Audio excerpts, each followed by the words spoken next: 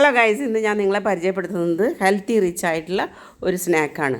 ഇത് നമുക്ക് കുഞ്ഞുമക്കൾക്ക് സ്കൂളിൽ കൊടുത്തു വിടാനോ അല്ലെങ്കിൽ നമുക്ക് ഡിന്നറായിട്ടോ ഒക്കെ ഉപയോഗിക്കാം. അപ്പോൾ എൻ്റെ ചാനൽ സബ്സ്ക്രൈബ് ചെയ്യാത്തവർ ആദ്യമേ തന്നെ സബ്സ്ക്രൈബ് ചെയ്യുക, ബെല്ലൈക്കൺ അമർത്തുക, ആൻഡ് ഷെയർ ചെയ്യുക. എന്നാലേ നിങ്ങൾക്ക് നോട്ടിഫിക്കേഷൻസ് വരുള്ളൂ. പുതിയ പുതിയ നല്ല നല്ല റെസിപ്പീസായിട്ട് ഞാൻ വരുന്നുണ്ട്. അപ്പോൾ അതെല്ലാം കാണണമെങ്കിൽ എല്ലാവരും സബ്സ്ക്രൈബ് ചെയ്യണം. അപ്പോൾ ഇതിലേക്ക് വേണ്ട ഇൻഗ്രീഡിയൻസ്: ഒരു ഉരുളക്കിഴങ്ങ് നീളത്തിൽ ചീകിയെടുത്തത്, പിന്നെ ഒരു സബോള, ഒരു വലിയ സബോള തന്നെ വേണം, പിന്നെ കുറച്ച് ക്യാപ്സിക്കം, കുറച്ച് മല്ലിയില, കുറച്ച് ക്യാരറ്റ് ഒരു ക്യാരറ്റ് ആൻഡ് ഒരു 1/4 കപ്പ് അരിപ്പൊടി അപ്പത്തിൻ്റെ പൊടിയാണ് കേട്ടോ എടുക്കേണ്ടത്. പിന്നെ 2 മുട്ട, അതിലേക്ക് അര ടീസ്പൂണ് കുരുമുളക് പൊടി, അര ടീസ്പൂണ് ഉപ്പും കൂടെ വേണം. അപ്പോൾ ചൂട് കട്ടിയുള്ള ഒരു പാത്രമോ അല്ലെങ്കിൽ ഫ്രൈ പാനോ നമ്മൾ വെച്ചിട്ട് ഈ എണ്ണ ഒഴിച്ച് ഉരുളക്കിഴങ്ങിടാം.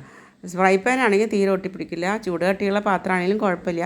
ഞാൻ ഇച്ചിരി നേരം ഇളക്കി കഴിയുമ്പോൾ ഉരുളക്കിഴങ്ങൊക്കെ ഒട്ടിപ്പിടിച്ചപ്പോൾ ഞാൻ ഒരു പാത്രം കൊണ്ട് അടച്ചു വെച്ചിട്ടാണ് അതിന് അടർത്തിയെടുത്തത്.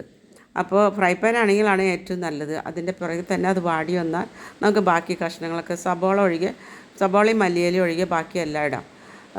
അത് കഴിഞ്ഞിട്ട് നല്ലപോലെ ഒന്ന് ഇളക്കി യോജിപ്പിച്ച് അതൊക്കെ ഒന്ന് വാടി വരുമ്പോൾ നമുക്ക് സബോള ഇടാം.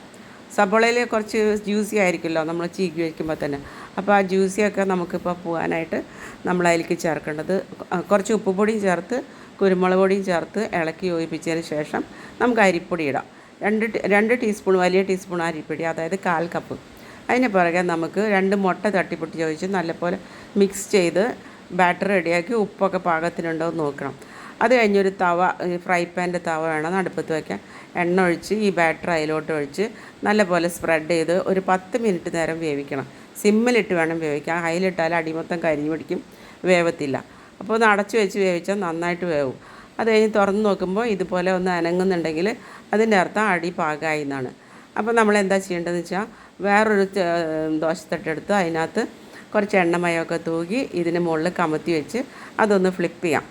അപ്പോൾ മറിച്ചിടുമ്പോൾ നമുക്ക് മനസ്സിലാവും ആ വശം നല്ലോണം മൊരിഞ്ഞിട്ടുണ്ടെന്ന്. ഇതുപോലെ ഈ വശവും നല്ലപോലെ ഒരു 5-8 മിനിറ്റെങ്കിലും നമ്മൾ വേവിക്കണം. അടച്ചു വെച്ചിട്ട് തന്നെ വേവിച്ച് 5-8 മിനിറ്റ് കഴിയുമ്പോൾ ഇതുപോലെ ഒരു സ്പൂൺ അടി കൂടെ ഇട്ടുമ്പോൾ ഇളകി പോരുന്നുണ്ടെങ്കിൽ അതിൻ്റെ അർത്ഥം ആ വശവും വെന്തുന്നാണ്. അപ്പോൾ മൊരിഞ്ഞ് കഴിഞ്ഞിട്ടുണ്ട്. അപ്പോൾ നമുക്കിത് മുറിച്ച് നമുക്ക് സെർവ് ചെയ്യാം.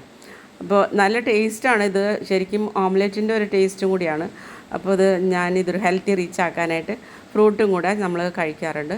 അപ്പോൾ ഒരു പപ്പായേൻ്റെ കുറച്ച് കഷ്ണങ്ങളാണ് വെച്ചിട്ടുള്ളത്. അപ്പോൾ ഇതെല്ലാവരും ഒന്ന് ട്രൈ ചെയ്യുക. നല്ല ടേസ്റ്റുള്ളൊരു ബ്രേക്ക്ഫാസ്റ്റോ അല്ലെങ്കിൽ ഡിന്നറോ കുട്ടികൾക്ക് കൊടുത്തുകൂടെ എന്ത് വേണമെങ്കിൽ ചെയ്യാം. Okay, by.